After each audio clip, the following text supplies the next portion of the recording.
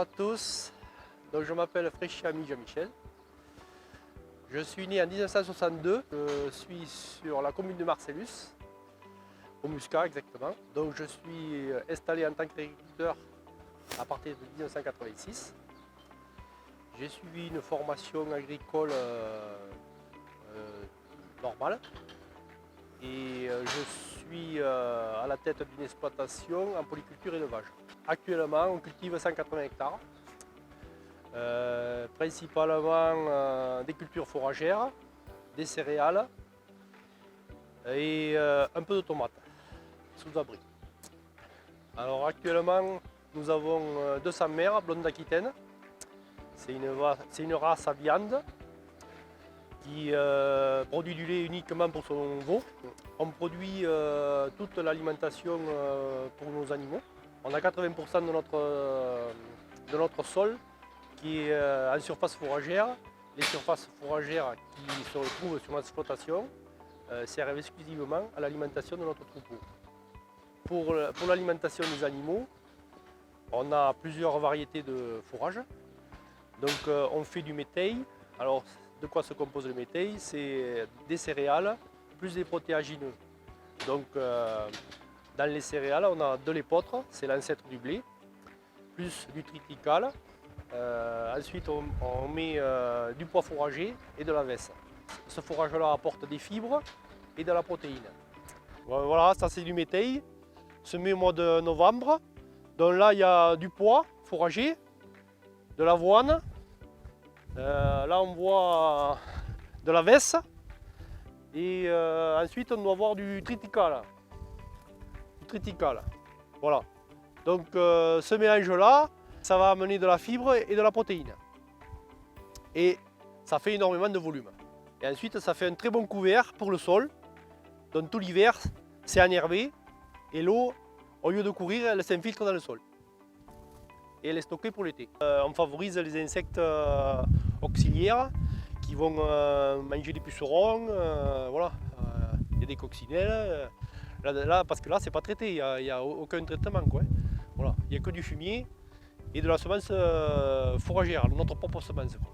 Voilà. Ensuite, on fait de la luzerne. Ça, c'est très riche en protéines. Et l'avantage de la luzerne, c'est que ça pousse même quand il fait chaud. Donc, parce que ça a des racines très profondes. Et, voilà. Et ensuite, la luzerne, c'est très bon comme précédent cultural. Parce que ça capte l'azote de l'air et ensuite ça le restitue à la culture suivante. Donc là on est devant une luzernière qui a 3 ans, c'est la 3e année qu'elle est implantée. Donc là dans quelques jours aussi, quand la météo sera clémente, on va la récolter. Voilà. Et donc ce qui est intéressant avec cette plante, c'est qu'elle reste au moins 4-5 ans en place. Et elle a un très fort enracinement, donc l'été quand il fait très chaud, elle pousse quand même, quoi. Et donc c'est une plante très riche en protéines et on peut faire à peu près 4-5 coupes, quoi. Voilà, ce qui est très intéressant. Ensuite on fait des graminées, alors principalement du raie gras. Donc ça c'est une plante qui s'installe très facilement. Par contre qu'il faut refaire un peu tous les ans. Mais là, ça apporte plutôt du sucre et beaucoup de feuilles, quoi. En fait, ça fait beaucoup de fourrage. Alors ça, c'est une parcelle de raie gras qu'on va récolter dès que la météo sera un peu plus clémente, quoi. Donc on le coupe, on le laisse préfaner un jour ou deux, et ensuite on le ramasse et on le ramasse soit en ensilage, soit en enrubanage. Les prochaines coupes, ce sera du foin. Parce que bon, il faut quand même qu'il fasse chaud pour faire du foin.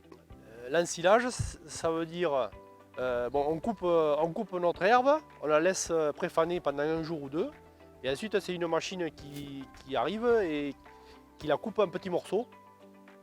Ensuite, on la met en tas et on le tasse. C'est ça qu'on appelle l'ensilage. Ensuite, l'enrubanage, c'est la même chose, mais au lieu de le mettre en tas, on le stocke en boudin. On fait des bottes et on le stocke en boudin. Et ensuite, quand on en a besoin, on coupe le plastique et on le distribue. Ces deux méthodes, c'est qu'on récolte l'herbe au beau stade, quoi.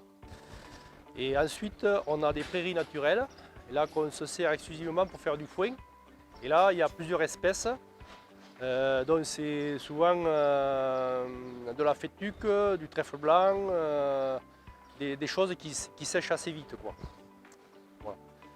Et ensuite, pour l'alimentation de nos jeunes veaux, on leur donne de l'épeautre et du maïs, de la farine de maïs. Alors l'épeautre, la particularité de l'épeautre, c'est qu'on le ramasse avec sa grume, c'est l'enveloppe, et ça sert à stimuler le rumen. Et donc quand le rumen fonctionne très bien,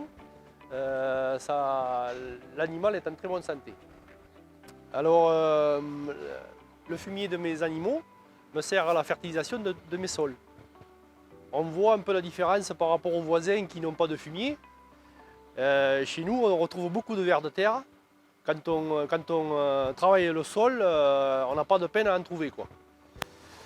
Voilà, et ça, c'est très important. La vie du sol vraiment est très importante, quoi.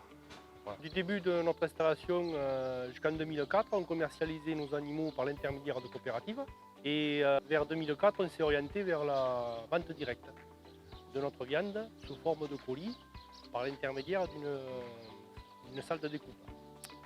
Donc on mettait en vente notre viande sous forme de caissettes, 5 ou 10 kilos.